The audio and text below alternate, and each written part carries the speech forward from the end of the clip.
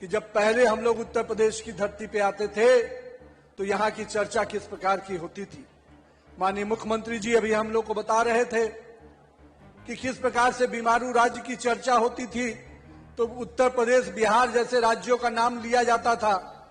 पर हमें सौभाग्य मिला है कि हमारे देश के यशस्वी प्रधानमंत्री श्री नरेंद्र मोदी जी के नेतृत्व में आज देश का हर राज्य विकसित राज्य बनकर उभर रहा है और उत्तर प्रदेश उसका नेतृत्व कर रहा है।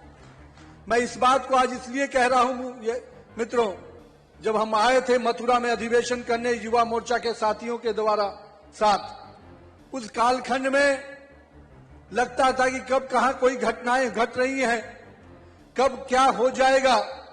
और आज जिस कारण से उत्तर प्रदेश जाना जाता है अपने लॉ एंड ऑर्डर के लिए, उस कुशासन को समाप्त करने के लिए, और मैं कह सकता हूं कि बिहार में अगर जंगल राज था तो यहां पर भी उस अराजकता की सरकार थी जिसको हमारी नेतृत्व वाली सरकार ने समाप्त किया।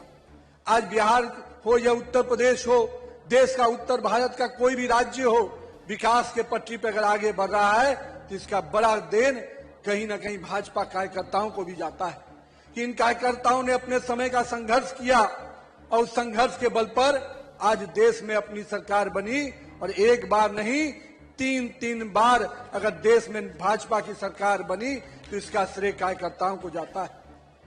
मैं साथ ही साथ उत्तर प्रदेश के विकास में जिस प्रकार से काम हो रहा है, मैं माननीय मुख्यमंत्री जी को बहुत बहुत बधाई देता हूं कि जिस राज्य में बनारस से लेकर हम कह सकते हैं अयोध्या से लेकर और आज काशी की इस नगरी में भी, काशी के और मथुरा की इस नगरी में भी जिस प्रकार से सांस्कृतिक विरासत को आप आगे बढ़ा रहे हैं, निश्चित रूप से भारत का एक एक सनातनी व्यक्ति अपने आप में गर्व करता है कि ऐसी सरकार हमने बनाई है जो सनातन के परंपराओं को जीवित रखकर आगे बढ़ा रहा है। माननीय मुख्यमंत्री जी, आपने केवल सांस्कृतिक विरासत को ही नहीं, सांस्कृतिक राष्ट्रवाद की जड़ों को ही मजबूत नहीं किया है, आपने उत्तर प्रदेश में विकास की गाथाओं को भी आगे बढ़ाया है। आज उत्तर प्रदेश में एक्सप्रेसवे की चर्चा होती है, चाहे वो यमुना एक्सप्रेसवे हो, चाहे कई और अन्य एक्सप्रेसवे। ये दिखाता है कि उत्तर प्रदेश विकास के पटरी पे अब देश के उत्तम राज्यों में ही नहीं, विदेश में जो ऐसी सड़कें दिखती थी, आज उत्तर प्रदेश में भी वैसी सड़कें दिख रही हैं। ये बड़ा श्रेय एनडीए की सरकार को जाता है, नरेंद्र मोदी को जाता है और योगी आदित्यनाथ जी को जाता है। लेकिन मित्रों, हम लोग आज यहाँ पर उपस्थित हुए हैं। आज माननीय प्रधानमंत्री जी ने मन की बात में जिस प्रकार से एक एक व्यक्ति को, एक एक वर्ग को, एक एक क्षेत्र को छूने का काम करते हैं, आज हम लोगों ने उन्होंने बताया कि किस प्रकार से आज भी स्वच्छता का अभियान एक एक गांव में चल रहा है। लोगों के अंदर जो 2014 में उन्होंने जिसकी शुरुआत की थी, आज आम जनमानस के व्यवहार का विषय बन गया है। ये स्वच्छता क्रांति माननीय प्रधानमंत्री जी की जो देन है, उससे आज भारत का हर जनमानस जुड़ रहा है। और ये बहुत बड़ी उपलब्धि इसलिए भी है कि जिस भारत के बारे में लोग तरह तरह की बातें करते थे, आज भारत वो स्वच्छता के नाम पर जाना जाता है, स्वच्छता के प्रतीक के रूप में आगे उभर रहा है। ये निश्चित रूप से माननीय प्रधानमंत्री नरेंद्र मोदी जी का देन है। माननीय प्रधानमंत्री जी ने हमेशा राज्य में, देश में विकास की योजनाओं को आगे बढ़ाने के लिए अंतिम व्यक्ति को विकास की योजनाओं से जोड़ने का हमेशा प्रयास किया। और इसका प्रयास का फल है कि आज चाहे वो हमारे विकसित भारत का जी राम जी की योजना हो, जहां श्रमिक और किसान भाइयों को जो मदद देने का प्रयास किया गया, मैं मानता हूं अब तक जिन लोगों ने ठगने का प्रयास किया था, आज माननीय प्रधानमंत्री जी ने उनको सम्मान देने का प्रयास किया है। मैं मानता हूं कि 125 दिन की गारंटी देना निश्चित से श्रमिक भाइयों के सम्मान को बढ़ाने का काम किया है। मैं इसलिए आज माननीय प्रधानमंत्री जी को और केंद्र की सरकार को आभार व्यक्त करता हूं कि आपने एक एक वर्ग की चिंता की है। आपने अन्नदाता की भी चिंता की, आपने महिलाओं की भी चिंता की और स्टार्टअप जैसी योजनाओं से देश के युवाओं की भी आपने चिंता की है। और मैं युवाओं से कहूंगा कि आप आइए। माननीय प्रधानमंत्री जी हमेशा कहते हैं कि युवाओं को राजनीति में भागीदारी के लिए आगे आना चाहिए। तो आइए सकारात्मक राजनीति में हम भी आगे बढ़कर काम करें।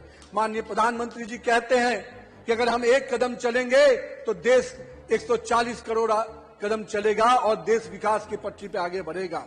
तो हम सभी युवाओं से भी आग्रह करेंगे कि इस उत्तर प्रदेश को विकसित उत्तर प्रदेश बनाने में योगी आदित्यनाथ जी काम कर रहे हैं, लेकिन हम यहाँ पर उपस्थित कार्यकर्ताओं को भी उनके साथ कदम से कदम मिलाकर चलना होगा, तभी उत्तर प्रदेश को हम विकसित उत्तर प्रदेश की श्रेणी में ले जाएंगे। लेकिन साथ ही साथ मित्रों, 2027 का भी समय आ रहा है और जो हमारे इस देश में एक ऐसी ताकतें भी काम कर रही हैं जो हमेशा इस देश को बांटने में, काटने में और विश्वास करती हैं, इस देश के संविधान को अपमानित करने में विश्वास करती हैं। हमें उन ताकतों से भी लड़ना है। चुनाव आते ही ये ताकतें फिर से जीवित होती हैं। कभी संविधान की दुहाई देती हैं जिन्होंने संविधान को तार तार किया, कभी वो लोग भी घूम रहे हैं जिन्होंने इस राज्य के विकास को हमेशा धत्ता बताते हुए केवल अराजकतावादी लोगों को आगे बढ़ाया। हम लोग भूले नहीं हैं कि बंदूक की नोक पर भी उत्तर प्रदेश की सरकार चलती थी। आज उत्तर प्रदेश की सरकार अगर चल रही है जो जनता के वोट से चल रही है, जनता के जो उम्मीद है उसको पूरा करते हुए आगे बढ़ रही है। मैं इसलिए कहूंगा मेरे कार्यकर्ता भाइयों, 2027 के चुनाव की दृष्टि से भी आप सब कोई कमर कस लीजिए, क्योंकि उत्तर प्रदेश जिस प्रकार से विकास की पटरी पर तेजी से आगे बढ़ रहा है, कुछ लोगों को पसंद नहीं आ रहा है। जो लोग राजनीति को मैं मानता हूं टाइम पास समझते हैं, जो कुछ समय चुनाव आएगा तो आते हैं और फिर विदेश चले जाते हैं, वो उनको भी सबक सिखाने का समय फिर आता है। इसलिए 2027 के चुनाव के दृष्टि से भी मैं कार्यकर्ताओं से आग्रह करूंगा, अपने बूथ को मजबूत कीजिए। आज मन की बात हम लोगों ने सुनी है, अब अगले फरवरी महीने में भी हर बूथ पर हम मन की बात को सुनेंगे और माननीय प्रधानमंत्री जी का जो देश और दुनिया को जो निर्देश रहता है उसके साथ साथ हम अपने बूथ को भी मजबूत करेंगे। तो आइए मिलकर फिर से 2027 में एक योगी आदित्यनाथ जिस प्रकार से इस राज्य के विकास में लगातार लगे हैं, हम सब भी अगले एक वर्ष जनता की सेवा में और तत्पर होकर काम करें ताकि हम इस राज्य को उत्तम राज्य बना पाएं। बहुत बहुत धन्यवाद। इस कृष्ण की नगरी को, वृंदावन की इस नगरी को फिर से नमन करता हूं। बहुत बहुत अभिनंदन।